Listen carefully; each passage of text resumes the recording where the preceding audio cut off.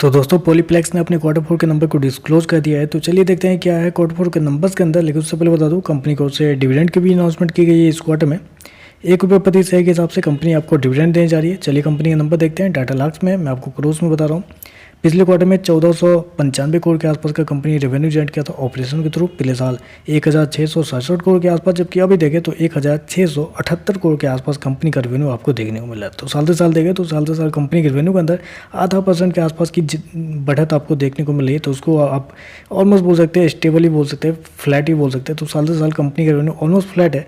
जबकि क्वार्टर जाते हैं तो क्वार्टर कंपनी के रेवेन्यू के अंदर 11% के आसपास की तेजी आपको देखने को मिली। तो क्वार्टर देखें तो कंपनी का रेवेन्यू बढ़ता हुआ देखने को मिल रहा है, लेकिन साल दर साल कंपनी का रेवेन्यू ऑलमोस्ट फ्लैट आपको देखने को मिल रहा है।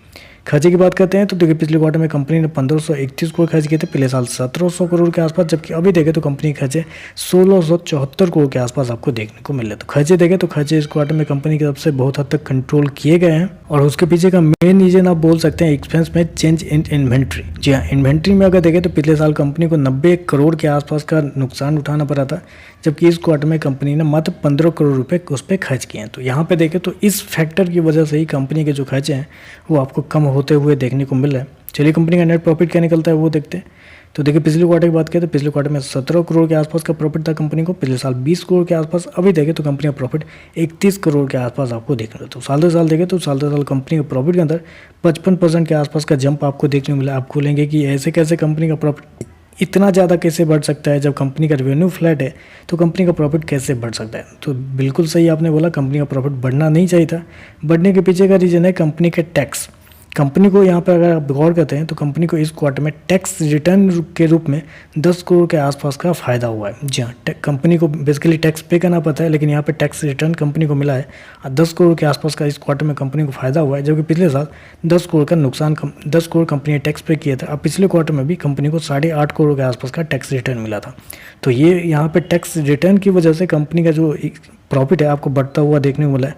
क्योंकि अगर कंपनी का टैक्स से पहले का प्रॉफिट देखें, जिसको ऑपरेटिंग प्रॉफिट बोलते हैं, पिछले क्वार्टर में 8.5 करोड़ के आसपास का प्रॉफिट था। पिछले साल 30 करोड़ के आसपास। अभी देखें तो कंपनी का प्रॉफिट 21 करोड़ के आसपास आपको देखने को मिलता है। तो साल से साल देखें तो साल से साल कंपनी का जो प्रॉफिट है वो आपको क्लियरली यहाँ पे आपको गिरता हुआ देखने को मिला है। 30% के आसपास की गिरावट है साल से साल कंपनी के प्रॉफिट के अंदर।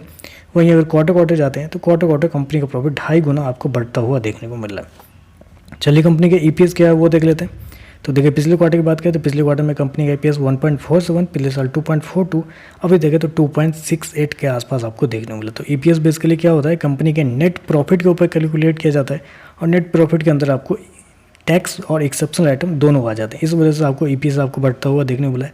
तो ओवरऑल मेरे कहने का ये मतलब है कि नंबर कुछ खास लग नहीं रहे। बेसिकली जिस प्रकार के नंबर आने चाहिए थे इस कंपनी के द्वारा, उस प्रकार के नंबर मुझे नहीं लगता कि कंपनी ने डिलीवर किया है। क्योंकि साल दर साल कंपनी का रेवेन्यू फ्लैट है, और रेवेन्यू फ्लैट है तो कंपनी का ऑपरेटिंग प्रॉफिट कैसे 30% गिर सकता है, ये क्वेश्चन यहाँ पर निकल गया था। तो चलिए बस आज के लिए बस इतना ही। वीडियो पसंद आए तो लाइक कीजिएगा, साथ में साथ चैनल को सब्सक्राइब जरूर कीजिएगा। धन्यवाद।